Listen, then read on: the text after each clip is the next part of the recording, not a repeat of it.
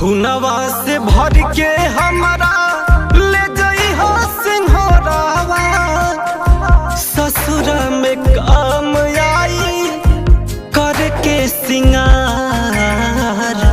लाश के राख से बनई है गजराटा, ससुर में काम आई करके सिंगार।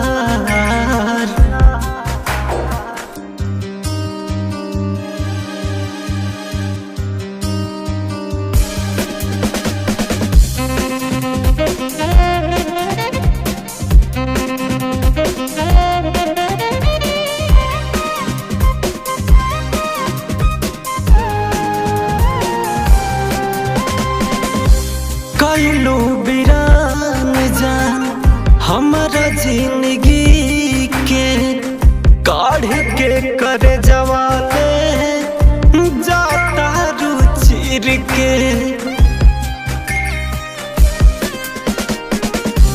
कैलू बिरान जान हमारा जिंदगी के, काढ़ के कर जवाले जाता रुचिर के। मेहंदी महावर के रंग ना भुलैहा, ससुर में काम आई करके सिंगार। खुनवा से भर के हमारा ले जाई हो सिंहरावा, ससुर में काम आई करके सिंगार।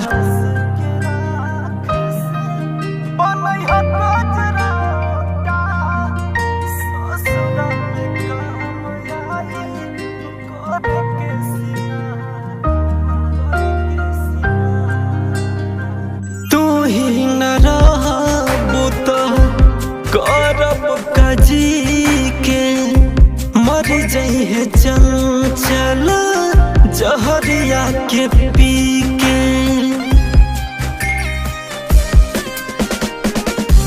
तू ही न रहबू तो करब कजी के, मर जइहे शेषनाथ जहरिया के पी के।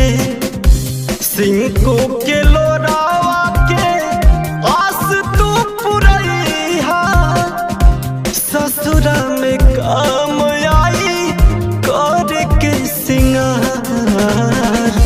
खुनवा से भर के